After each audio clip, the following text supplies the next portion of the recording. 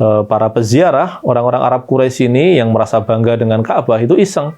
Mereka meletakkan kotoran itu di tembok gereja di Yaman tersebut.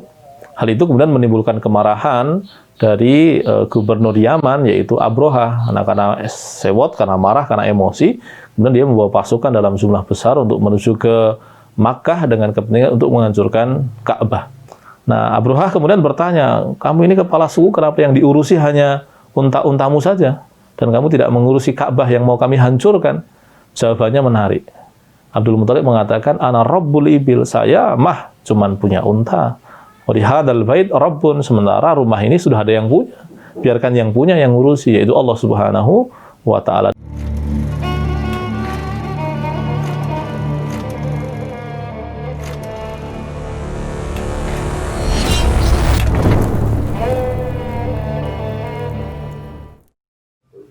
Assalamualaikum warahmatullahi wabarakatuh.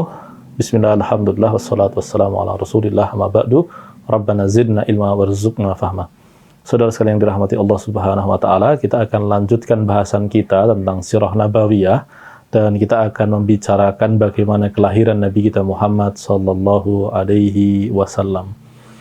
Nah, Nabi kita Muhammad sallallahu alaihi wasallam lahir di sebuah masa yang kalau dimasehikan itu sama dengan tahun 571 Masehi. Adapun saat itu karena orang-orang Arab tidak terbiasa dengan hitungan Masehi, mereka lebih akrab dengan peristiwa apa yang terjadi di tahun tersebut. Nah, di tahun lahirnya Nabi kita Muhammad SAW itu ada kejadian yang disebut sebagai tahun gajah. Disebut tahun gajah karena pada saat itu ada serombongan pasukan militer yang mengendarai gajah datang menuju Ka'bah mau menghancurkannya.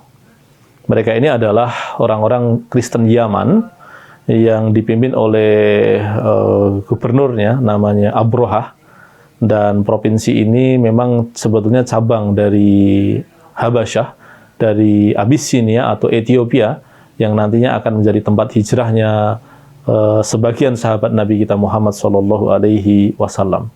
Nah, berkaitan dengan pasukan dari Yaman ini, orang-orang Kristen ini sebetulnya mereka pernah membuat sebuah gereja yang sangat cantik, sangat indah di Yaman, dengan harapan orang-orang akan datang ke Yaman, dan ketika ada banyak orang yang datang ke Yaman untuk berziarah, maka perekonomian masyarakat di sekitar situ akan bertumbuh. Tapi ternyata orang-orang Arab ini iseng, orang-orang Arab Quraisy ini mereka malah kemudian, kan kita tahu ya, orang Arab Quraisy itu punya kebiasaan yang disebutkan di dalam surat Quraisy, yaitu ila fihim rihlatash syita'i was-shaif. Mereka punya kebiasaan untuk melakukan perjalanan dagang, touring begitu, perjalanan tapi kepentingannya dagang, itu di syita dan shaif. Oke ya, syita itu musim dingin, shaif itu artinya musim panas.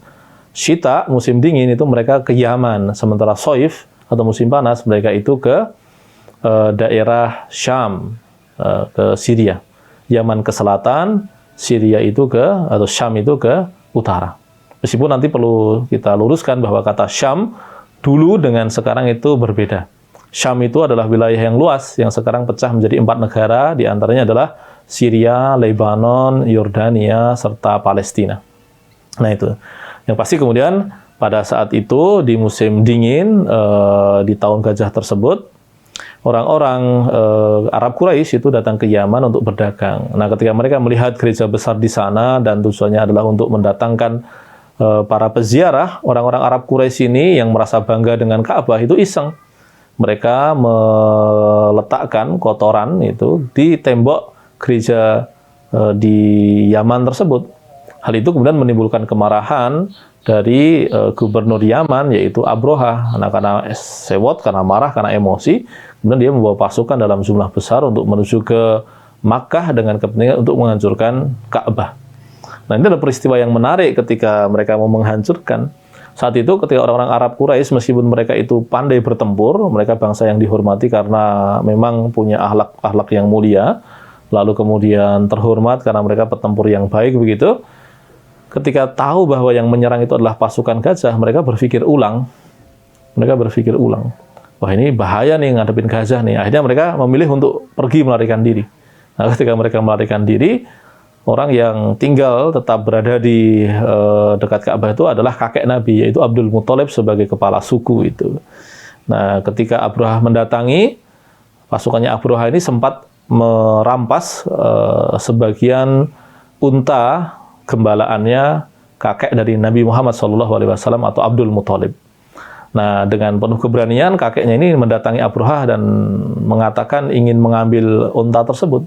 Sebetulnya Abraha ini menyambutnya dengan mulia, tapi kemudian Abdul Muthalib itu menyampaikan bahwa keperluannya sederhana saja. Dia hanya ingin mengambil unta-untanya karena itu adalah miliknya. Nah, Abraha kemudian bertanya, kamu ini kepala suku, kenapa yang diurusi hanya unta-untamu saja? Dan kamu tidak mengurusi Ka'bah yang mau kami hancurkan? Jawabannya menarik. Abdul Muthalib mengatakan, ana rabbul ibil, saya mah cuman punya unta. Wa hadal bait rabbun, sementara rumah ini sudah ada yang punya. Biarkan yang punya yang ngurusi, yaitu Allah Subhanahu wa ta'ala. Dan apa yang kemudian terjadi? Terjadilah apa yang terjadi. Seperti yang diceritakan di dalam lanjutannya surat Quraisy, yaitu atau surat sebelum surat Quraisy, yaitu surat Al-Fil, yaitu ketika burung-burung Allah kirimkan dalam jumlah sangat besar membawa bebatuan, dan dikatakan bebatuan itu dari sijil, dari neraka begitu, dijatuhkan dari ketinggian. Batu itu dijatuhkan dari ketinggian itu sudah bisa menimbulkan kerusakan, kayak pepaya atau mangga jatuh dari pohon menimpa genting itu sudah bisa menghancurkan, apalagi ini batu dari ketinggian yang luar biasa dan panas, itu betul-betul menghancur leburkan pasukan gajah. Nah, itulah petunjuk tentang kekuasaan Allah ketika Allah sendiri yang menghancurkan orang-orang yang ingin menghancurkan salah satu simbol kekuasaannya, yaitu Ka'bah. Dan di tahun itulah kemudian nanti Nabi kita Muhammad SAW lahir. Dan beberapa bulan sebelum Nabi kita Muhammad SAW lahir, bapaknya lebih dahulu meninggal. Nama bapaknya adalah Abdullah bin Abdul Muthalib. Nah, saat itu usianya masih sangat belia, yaitu 18 tahun. Dan meninggalnya itu sebetulnya di daerah yang kemudian kita kenal belakangan sebagai Madinah.